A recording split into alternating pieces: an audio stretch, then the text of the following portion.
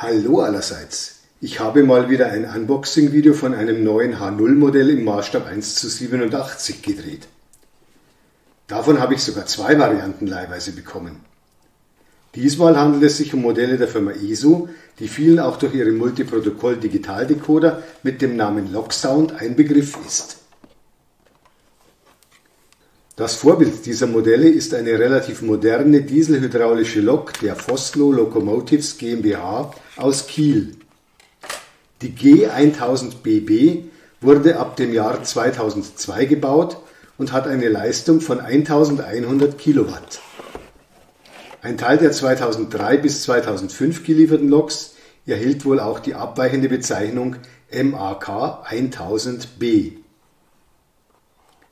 ESO realisierte insgesamt 7 Varianten dieser Lok und setzte sie in den Jahren 2003 bis 2015 in Szene. Zunächst packe ich jetzt hier die MAK 1000BB in der Schweizer SBB Cargo Variante aus dem Jahr 2003 aus. Noch kurz zum Preis. Der UVP dieser Modelle beträgt jeweils 419 €. Jetzt gleich ein ausführlicher Blick in die Bedienungsanleitung. Das mitgelieferte Heftchen hat immerhin 20 Seiten, ist im DIN A5 Format. Es enthält hier ein Inhaltsverzeichnis, dann Informationen zum Vorbild. Ist alles vierfarbig gehalten, das ganze Heft durch. Ist alles hier nur einsprachig, also schön ausführlich. Die ersten wichtigen Informationen zum Modell. Zur Montage des Mittelschleifers für den Dreileiterbetrieb. Dieses Lokmodell ist nämlich in beiden Systemen einsetzbar, sowohl auf Zweileiter- als auch auf Dreileitergleisen. Und dann muss es hierzu entsprechend umgeschaltet werden mit diesem Schalter. Dann etwas zur Technik des Modells. Verschiedene Betriebsarten, die man einstellen kann. Analog kann man auch fahren. Digitalbetrieb natürlich unterschiedliche mit DCC, mit DCC Relcom Plus, mit dem M4-Format, das ist kompatibel zum MFX von Märklin, mit einer alten Märklin 6021 Motorola-Zentrale, ist also ziemlich vieles möglich. Und dann steht hier schon mal die Funktionstastenbelegung. Insgesamt gibt es 31 Funktionen, die man bei diesem Modell auslösen kann. Dann Geräusch-Fahrbremsfunktionen hier noch, die Lichtfunktionen, dann der Powerpack Energiespeicher, die Rangierkupplung, wie man den Rangierbetrieb machen kann, wie man einen schwereren Zugbetrieb simulieren kann, wie man die Lokbremse aktiviert, die Zugbremse, Decoder-Einstellungen kann man hier anpassen mit den CV-Registern und dann ein bisschen was zu diesen Registern generell gesagt, damit man das weiß, wie man es mit einer DCC-Zentrale programmiert,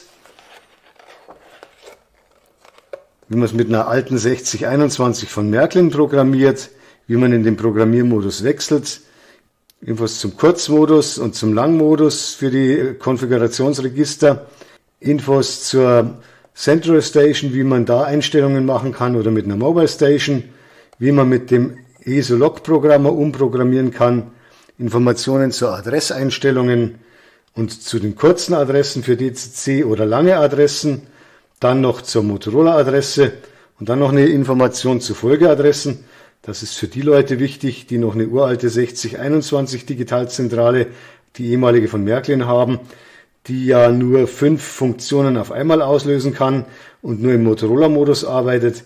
Wenn man das aktiviert, kann man hier tatsächlich mit Hilfe von Folgeadressen, von 3 weiteren Log-Adressen, nochmal insgesamt 12 weitere Funktionen auslösen. Man kann also insgesamt dann 17 Funktionen von den 31 immerhin fahren. Dann noch, wie man das Fahrverhalten anpasst, Bremsstrecke, Bremsmodus bei DCC, bei Märklin, beim Lenz ABC-Modus, Lautstärkeanpassung, Gesamtlautstärke verändern. Dann hier noch die wichtigsten CV-Register, schon mal mit den Werkseinstellungen notiert, falls man es eventuell irgendwie versehentlich ändert, ohne sich vorher zu notieren, damit man weiß, was man da wieder einstellen kann. Dann noch weitere Informationen zum Powerpack und zum Decoder Reset und zu den Beleuchtungs-AUX-Ausgängen, wie die definiert sind. Und zum Bremsgeräusch kann man hier noch was stellen, Leerlaufbetrieb, Schienenstöße, Dann hier schließlich noch die Wartungsarbeiten, wie man das Gehäuse abnimmt mit den Schrauben und wie man hier die Haftreifen auswechseln kann, wenn man die Haftreifen hier wechseln muss. Dann Infos zum Support und zu Ersatzteilen und schließlich noch eine detailliertere Übersicht zu wichtigen CV-Registern und deren Parameter. Auch auf der Seite nochmal CV-Register und schließlich noch die Garantieinformationen. Wirklich vorbildlich ausführlich erklärt. Wäre schön, wenn alle Hersteller eine so schön ausführliche Bedienungsanleitung machen würden. Jetzt wird es Zeit, die Lok aus ihrer Blisterpackung rauszuholen.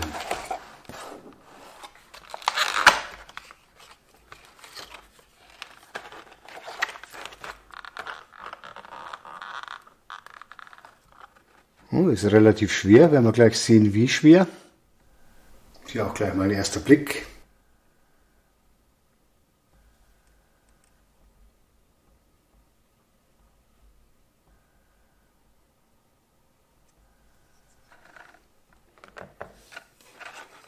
Jetzt ist die Waage dran.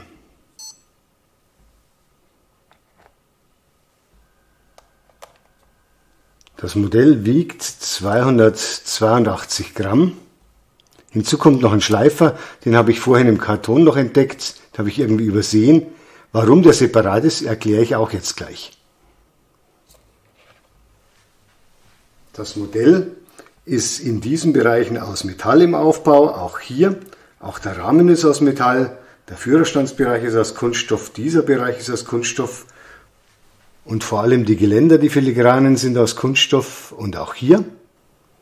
Hat den großen Vorteil, dadurch, dass das dann etwas leichter nachgibt, bricht das wahrscheinlich bei weitem weniger leicht ab, als wenn es irgendwie fest und starr wäre.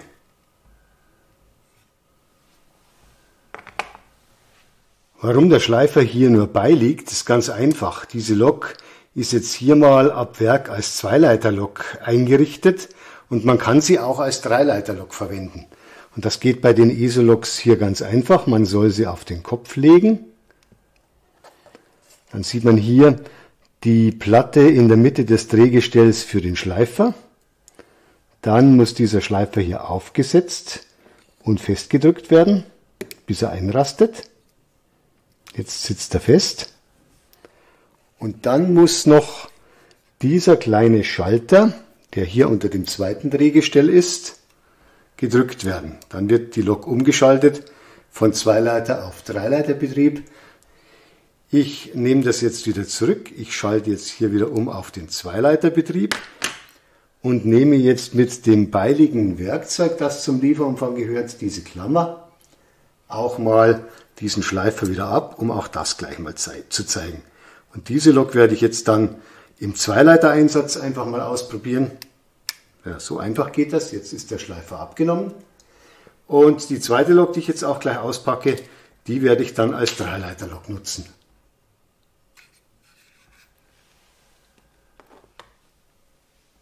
Dann packe ich jetzt noch die zweite mir leihweise zur Verfügung gestellte G1000 mal schnell aus.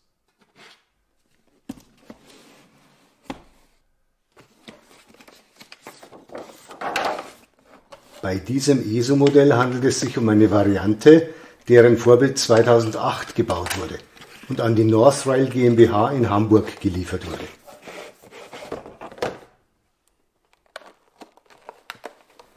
Northrail vermietet seine Lokomotiven für verschiedenste Zwecke. Diese Lok kommt insbesondere beim schweren Rangierdienst und beim leichten Streckendienst zum Einsatz. Auch hier wieder ein Blick auf die Waage.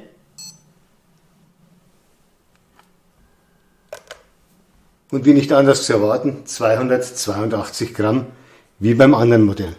Jetzt auch gleich die Länge. Diese Lok ist 163 mm lang. Ich habe es vorhin schon mal genau nachgemessen. Hier nur nochmal als Größenvergleich mit dem Meterstab. Inzwischen stehen die beiden Loks auf Gleisen, um auch mal die Digitalfunktionen der Reihe nach zu zeigen. Die Northrail-Lok haben wir ja mit dem Schleifer ausgestattet. Die steht auf den Märklin Dreileitergleisen und die in Zweileiter-Version momentan vorbereitete SBB Cargo-Lok steht hier auf Roco Zweileitergleisen.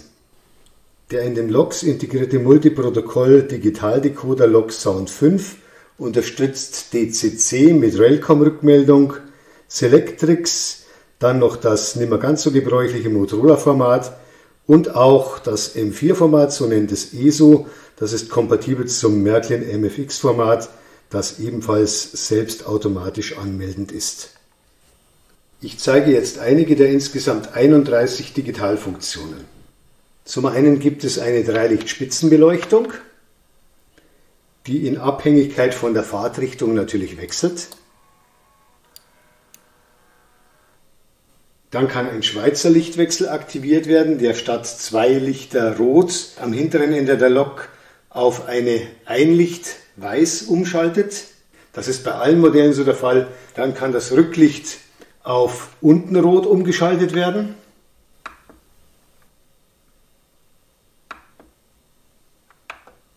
Man kann auch die Beleuchtung für jede Führerstandsseite einzeln manuell abschalten. Das ist interessant für die Fahrt im Zugverbund.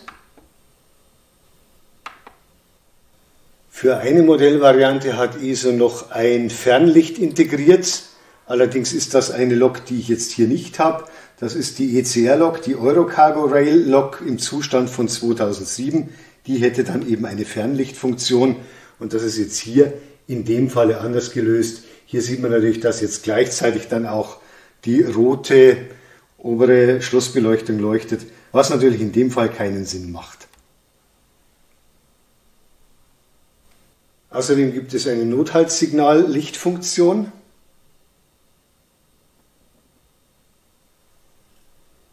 Dann lässt sich das dritte Spitzenlicht abschalten. Eine nette Funktion ist auch die Trittstufenbeleuchtung. Die schauen wir uns jetzt mal aus der Nähe an. Die ist natürlich auch am anderen Ende der Lok verfügbar.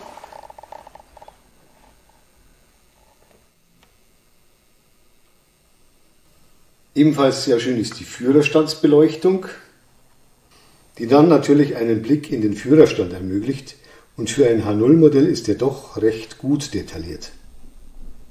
Und mit einer weiteren Taste kann man sogar das Führerpult beleuchten. Das sieht man jetzt hier fast gar nicht. Ich schalte am besten hier mal die Führerstandsbeleuchtung ab, damit man das schöner sieht.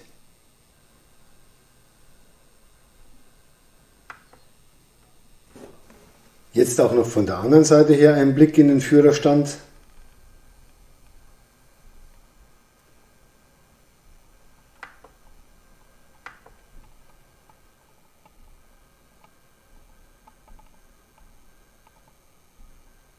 Und schließlich noch die letzte direkt schaltbare Lichtfunktion, das ist die Rangierbeleuchtung AA, auf beiden Seiten also die Dreilichtspitzenbeleuchtung.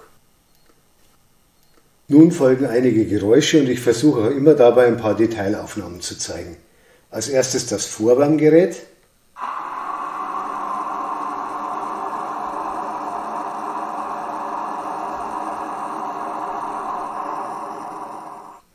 Ein hohes Horngeräusch.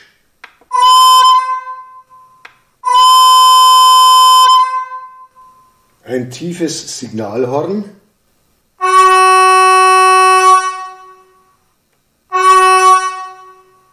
Das Läutewerk.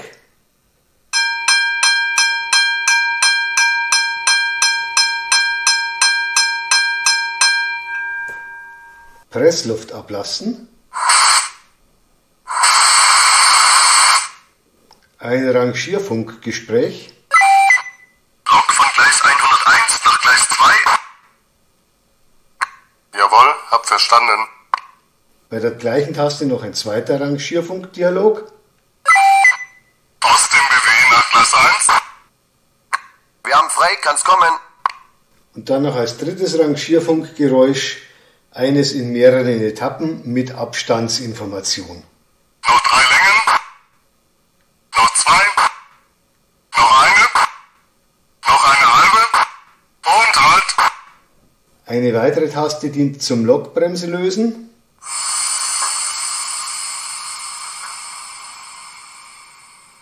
Und wieder anlegen.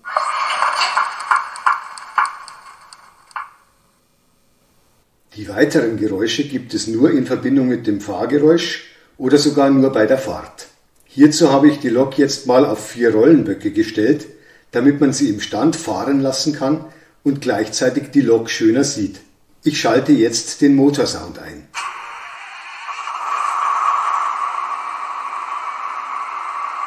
Mit einer weiteren Funktionstaste schalte ich den Sound des Kompressors zu.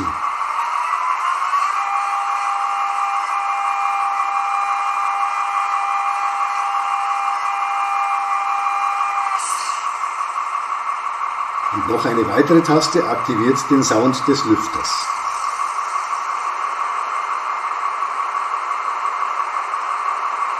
Aber leider reichte wohl der Platz im Modell nicht für ein sich motorisiert drehendes Lüfterrad. Manchmal nützlich ist auch der Soundfader, mit dem der Soundpegel vorübergehend abgesenkt werden kann. Ich fahre jetzt mal an.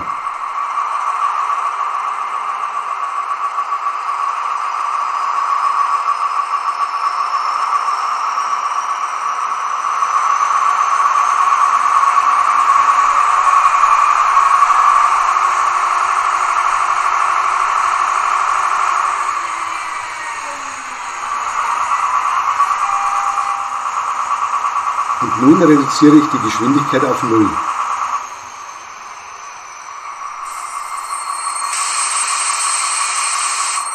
Wie man schön gehört hat, gibt es kurz vor dem Anhalten ein Bremsenquietschen und zusätzlich sorgen ein paar LEDs für reichlich Bremsfunkenillusionen.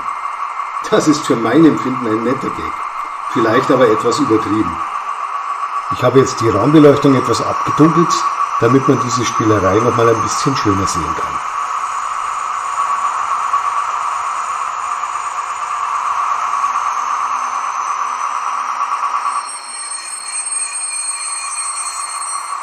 Wem das zu viel des Guten ist, der kann das Bremsenquietschen nebst Lichteffekten übrigens per Funktionstaste deaktivieren.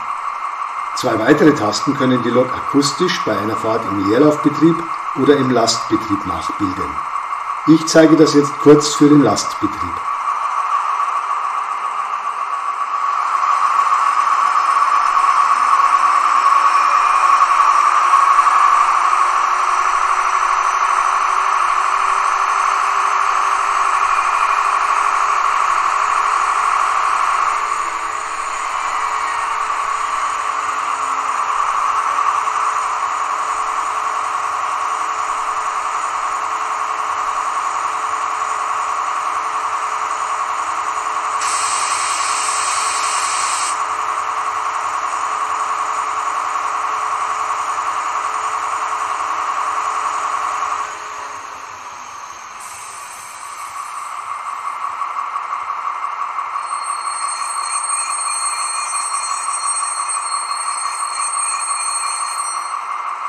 Und jetzt gibt es auf den Gleisen eine Fahrt im Lastbetriebmodus.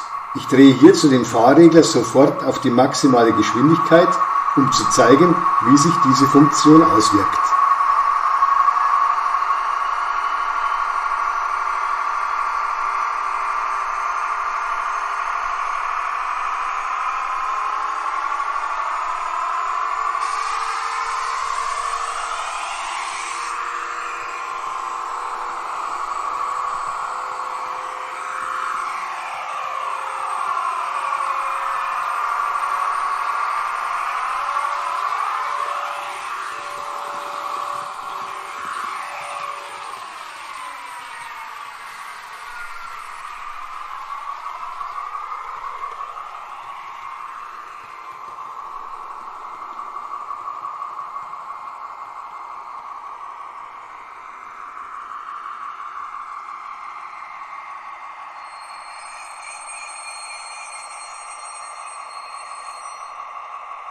Dann noch eine Anfahrt im Normalmodus.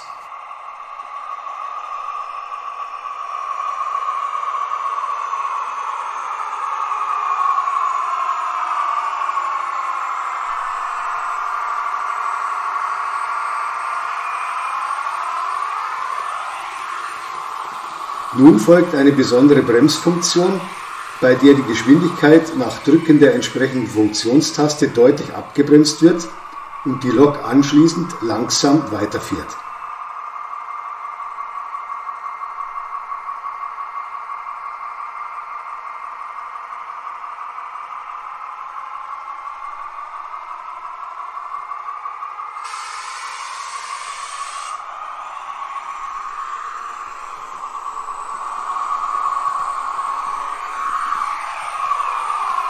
Mit der nächsten Funktionstaste ist während der Fahrt eine Schnellbremsung auslösbar. Auch hier bleibt der Fahrregler in der eingestellten Position. Wenn man die Funktionstaste dann wieder löst, fährt die Lok wieder an und beschleunigt bis zum eingestellten Wert.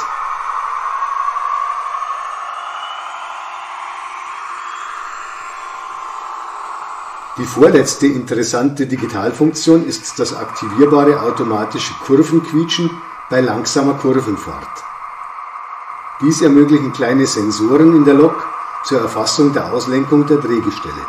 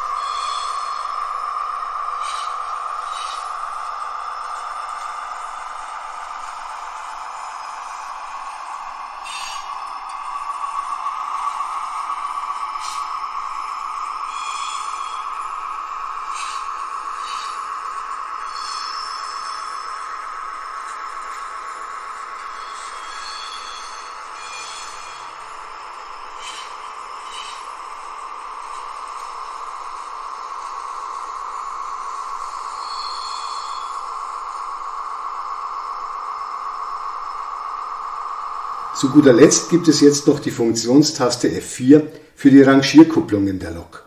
Das Ankuppeln von Waggons erfolgt hier wie bei fast jeder Modellbahnlok automatisch. Drückt man bei Stillstand der Lok die Entkupplungstaste, fährt die Lok vollautomatisch ein kleines Stück entgegen der voreingestellten Fahrtrichtung, dann hebt sich der Entkupplungsbügel und die Lok fährt ein Stück vorwärts.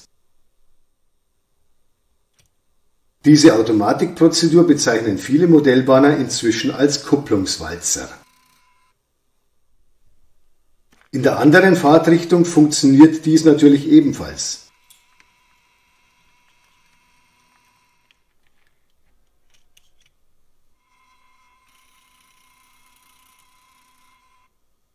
Allerdings arbeiten die elektrischen Rangierkupplungen der ESO-Loks leider nicht in Verbindung mit Kupplungen mit einem magnetisierbaren Metallbügel, also beispielsweise nicht mit diesen Waggons von Roco oder von Märklin.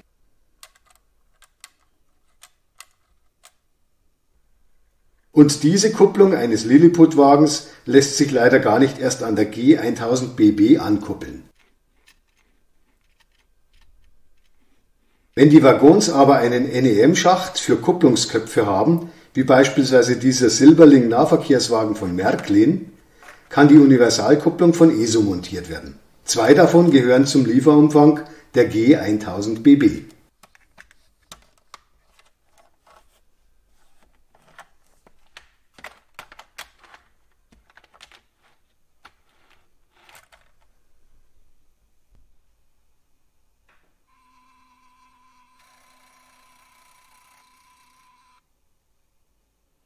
Jetzt noch kurz für die Technikinteressierten ein Blick ins Innere des Modells. Das Gehäuse habe ich hierzu schon abgenommen.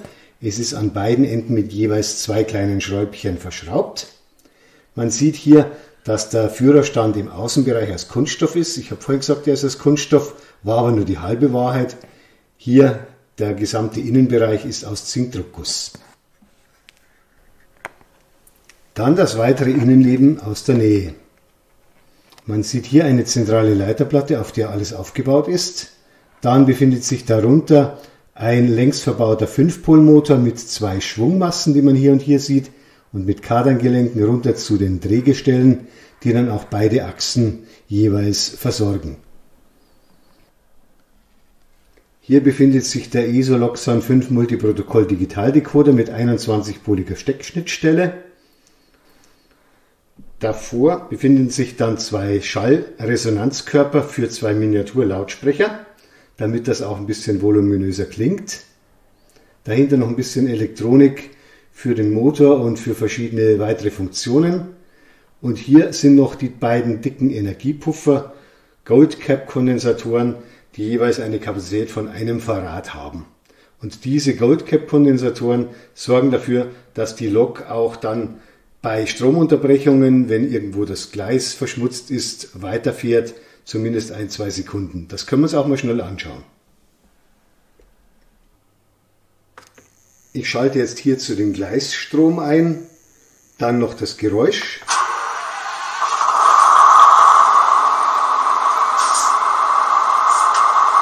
Und jetzt lasse ich die Lok anfahren und schalte dann den Strom ab.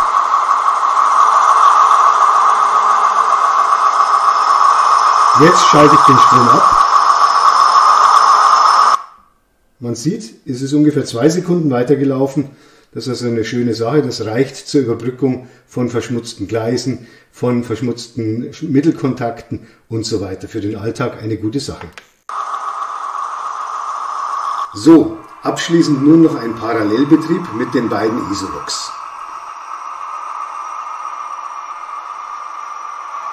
Im Innenoval lasse ich die North Rail Lok im Lastbetriebmodus fahren, und zwar auf C-Gleisen von Märklin mit Radius R1 von 360 mm.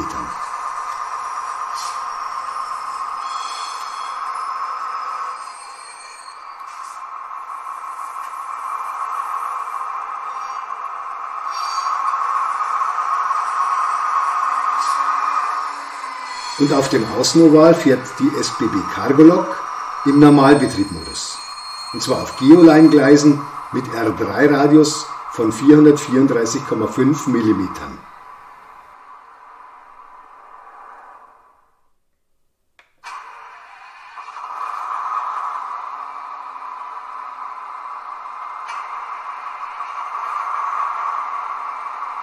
Wenn ich die Loks jetzt gleich anfahren lasse, stelle ich die Fahrregler jeweils sofort auf die Maximalgeschwindigkeit.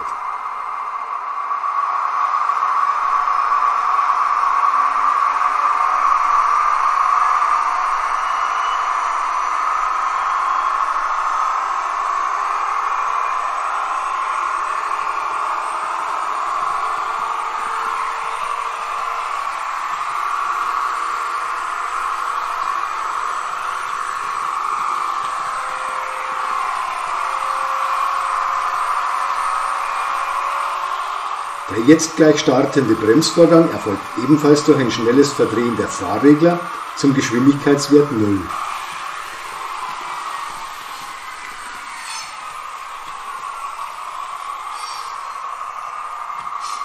Das war's mit meinem Unboxing-Video über die Foslo G1000BB der Firma ESO im Maßstab 1:87.